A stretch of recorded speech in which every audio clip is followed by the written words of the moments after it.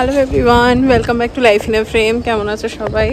আজ হলো একটা এমন দিন, বৃহস্পতিবার, দুজনেই বেরোলাম একসাথে। বলছিলাম না আগের ব্লগে টাইমটা ম্যাচ করে যায়, তো সেই কারণে ও এখন ওরও বাস আসবে, আমারও ক্যাব আসবে। এই 5-10 মিনিট এদিক ওদিক হয়, বাট দুজনে অ্যাডজাস্ট হয়ে যায়, তাই তো। আর ডুবগুলো খুব ভালো লাগে। চলো। আর এদিকে বৃষ্টি পড়ে ভীষণ ঠান্ডা। আজকে ভাবছিলাম এত ঠান্ডায় সব কাজ করে উঠতে পারবো কিনা। প্রচণ্ড ঠান্ডা, সারা রাত বৃষ্টি হয়েছে। দেখো সব ভেজা, প্রচুর বৃষ্টি হয়েছে কালকে সন্ধ্যে থেকে, মানে সারা রাত অলমোস্ট বোধহয়। যাই হোক, ডুগুর বাস এসে গেছে, দাঁড়িয়ে আছে। দাঁড়িয়ে থাকে বেশ খানিকক্ষণ, কারণ বাসটা শুধু এই অ্যাপার্টমেন্টের জন্যেই, তাই অসুবিধা হয় না। আমিও বেরিয়ে পড়লাম।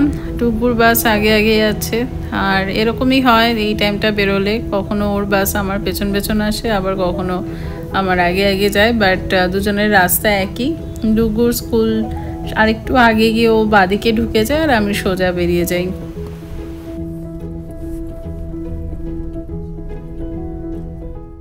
সারাদিন তো অফিস স্কুল সব করেই কেটে গেল। এখন সন্ধেবেলা একটু বেরিয়েছি, বৃষ্টিটা নেই বললেই চলে, বাট বলা যায় না কখন আবার ঝমঝম করে নেমে যায়। যাই হোক, এখানে ডুগুরা খেলছে। আর আজকে সারাদিনে আর সেরকম বৃষ্টি হয়নি, যা হয়েছে গতকাল রাতেই, তাই ওরা ভালো করে খেলতে পারছে।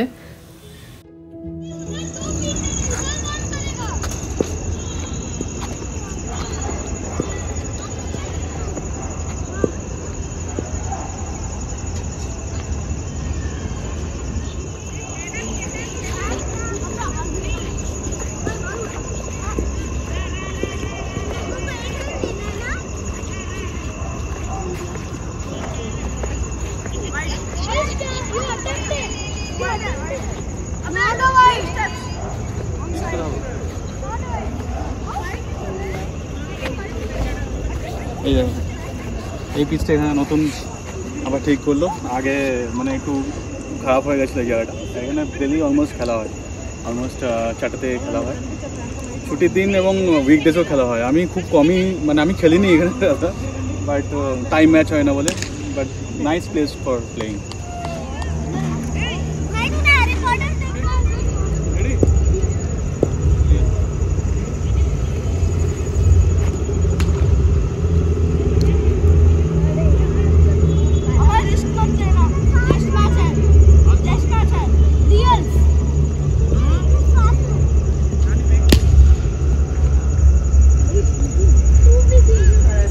ব্লগটা একেবারে রান্না বান্নার যোগান দিয়েই শুরু করছি। আজকে একটু ফর আ চেঞ্জ ডুগুর মন মতন করে রান্না করছি, কারণ ডেফিনেটলি ডুগু সবই খায়, কোনো কিছুতে সেরকমভাবে আমাদের মানে রোজকার খাওয়া দাওয়াতে ওর পছন্দ অপছন্দ বলে সেরকম কিছু কখনোই জোড়াজোড়ির ব্যাপারটা নেই। বাট ও যেগুলো ভালোবাসে ডেফিনেটলি সেগুলো তো জানি, মানে ওর যেটা মন চায়, তো ঘুরিয়ে ফিরে মাঝে মধ্যে সেগুলো ওর জন্য আলাদা করে করি। তো আজকে আলাদা করে বলতে মানে সেরকমভাবে বানাই, সবাই খাই।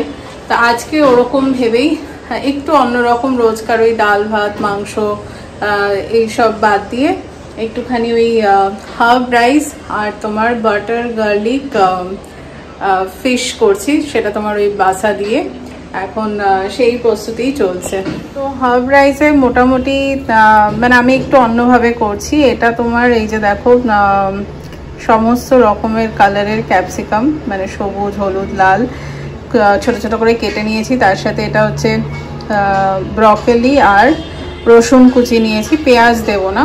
আর সাথে আমি চিকেনও দেবো, তো চিকেনটাও এরমভাবে ছোট ছোট করে কেটে নিয়েছি একদম, যাতে প্রত্যেকটা বাইটে মুখে পড়ে।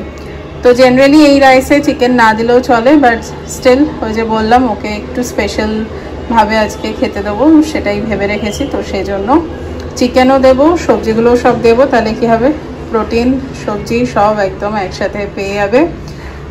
এই হলো ব্যাপার। তো আপাতত আগে আমি চিকেনটাকে একটু নেড়ে নেব, তো সেটার বসিয়ে দিই। আর ফিশটাও ম্যারিনেট করতে হবে।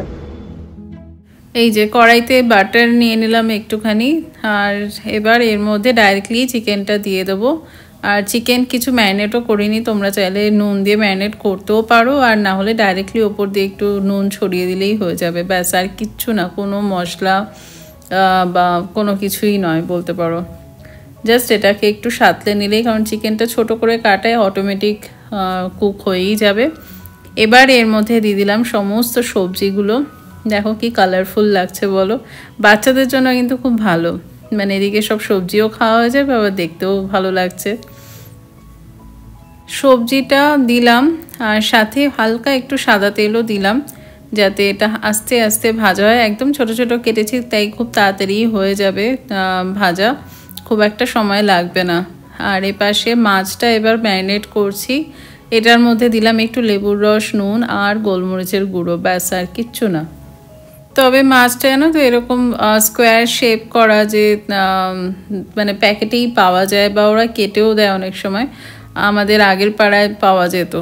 আজকে আমি হাতেই কাটলাম, তার রেডিমেড ওরম পাওয়া গেলে মানে আরও বেশি ভালো লাগে দেখতে রান্নার পর। যাই হোক, এপাশে দেখো হালকা ভাজা হয়ে গেল সবজিগুলো, আর এবারে ভাতটা দিয়ে দিলাম। ভাতটা বানিয়ে রেখেছিলাম, এর মধ্যে পরিমাণ মতো নুন, আর ওপর দিয়ে আর একটুখানি বাটার, চাইলে সেটা অ্যাভয়েডও করতে পারো। আর দিলাম একটুখানি মিক্সড হার্বস, রেডিমেড পাওয়াই যায়। চলো, রাইস তো রেডি হয়ে গেছে, আর ফিশটা এখন ঢেকে রেখে দিই। ডুগু এসে এখন চানিয়ে যাবে, তখন করে ফেলবো, বেশি টাইম লাগবে। আর অ্যাকচুয়ালি না, এটা করার আরেকটাও কারণ হচ্ছে তোমার ডুগুর তো এক্সাম অলরেডি ডান, জানুই এর আগে বলছিলাম, এক্সাম মানে চলছে আর কি। আর এখন এই লাস্ট উইকটাতে মোটামুটি ওদের সব মার্কসই বেরিয়ে গেছে, খাতা এখনো দেখায়নি। আর এই কামিং উইকের ফ্রাইডে মানে চতুর্থীর দিন ওদের আর কি রেজাল্ট বেরোবে, ফাইনাল সব দেখাবে। তো ডুগু রেজাল্ট খুবই ভালো করেছে, মানে ভীষণই ভালো করেছে। তো যার জন্য এটা ওর জন্য সারপ্রাইজ, ও জানে না। সকালবেলা আজকে জিজ্ঞেস করেছিল কি খাবে আজকে লাঞ্চে, স্পেশাল কিছু হচ্ছে না কি আছে, না কিছু হবে না, এমনি দেখা যাক ডিম টিম বা মাছ, অন্য মাছ আর কি। তো ওগুলো তো ওর জন্য স্পেশাল নয়। তো তারপর খেলতে চলে গেছে ব্রেকফাস্ট করে, এখন এসে দেখবে, তো আশা করছি ভালো লাগবে। মিনওয়াইল এত বাসন মেজে ক্লিয়ার করলাম, চলো ফিশটা আবার ফ্রাই করতে লেগে পড়ি। ডুগু এসে গেছে। ফিশটা ফ্রাই করার জন্য এখানে তোমার ওই ময়দা আর কর্নফ্লাওয়ার মিশিয়ে নিয়েছি, তার মধ্যে একটুখানি ওই জিঞ্জার গার্লিক পাউডার হয় সেটা দিয়েছি, আর অল্প একটু নুন। আর এই যে মাছগুলো ম্যারিনেট করা আছে, তো এই মাছ এতে জাস্ট লাগিয়ে তাওয়াতে ফ্রাই করবো একটু বাটার দিয়ে।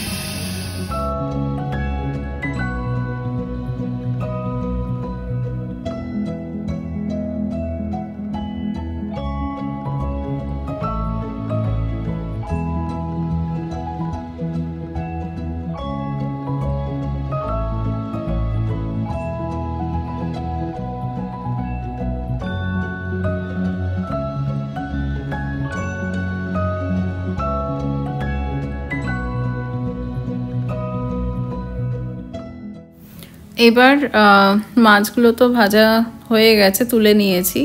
তো এখানে তাওয়াতে বাটার দিয়ে তার মধ্যে রেড চিলি ফ্লেক্স, রসুন কুচি আর লঙ্কা কুচি দিলাম। তো এটাতে না একটা ওই বার্ন্ট গার্লিকের যে ফ্লেভারটা হয় সেটা আসবে, আর অলরেডি খুব সুন্দর গন্ধ বেরোতেই শুরু করে দিয়েছে। তো এটা জাস্ট মাছের ওপর দিয়ে ছড়িয়ে দেবো। মাছটা যেহেতু তোমার একদম কম তেলে তাওয়াতে ফ্রাই, সেজন্য একটু কিন্তু ধৈর্য ধরে আস্তে আস্তে ফ্রাই করতে হবে। আর হয়ে গেছে, এবার লাস্টে ওপর দিয়ে একটু লেবুর রস আর ধনেপাতা কুচি দিয়ে দিলাম, বাস। তোমরা এই সেম জিনিসটাই সবই ঠিক আছে, এটা জাস্ট একটু হোয়াইট সস বানিয়েও যদি সার্ভ করো দারুণ লাগবে খেতে। বাট আমার খুব একটা হোয়াইট সস ভালো লাগে না, স্পেশালি ভাতের সাথে, তো সেজন্য আজকে করলাম না। এই যে এসে গেছে, চান পুজো সব হয়ে গেছে, তাই তো? আপনার খেলা, চান পুজো অল ডান। এবার এক্সাইটেড পুরো। ডিশটা সত্যি খুব দারুণ হয়েছে, দারুণ লাগছে দেখতে। সাথে রাইস তো হয়ে গেছে, এবার ওকে সার্ভ করে দিই।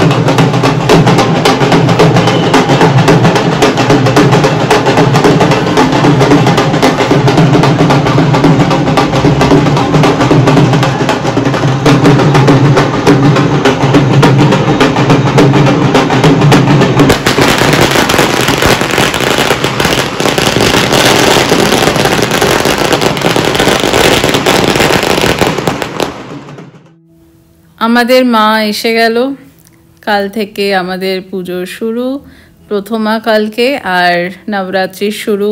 অফিসেও সেলিব্রেশন মানে কাল থেকে শুরু হয়ে যাবে, এপাশেও চলবে।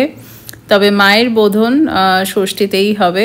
পরে ক্লাব হাউসে গিয়ে তোমাদের সাথে শেয়ার করব, সেটা তোমরা এর পরের ব্লগেই দেখতে পাবে মাকে কিভাবে এখানে সাজানো হচ্ছে সেসব কিছুই।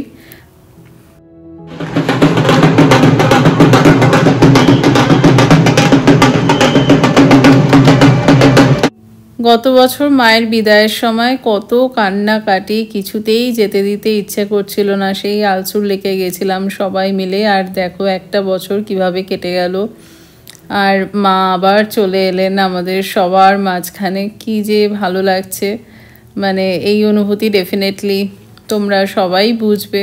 আমরা সবাই এই মানে দিনটার জন্য বসে থাকি সারা বছর ধরে দিন গুনি।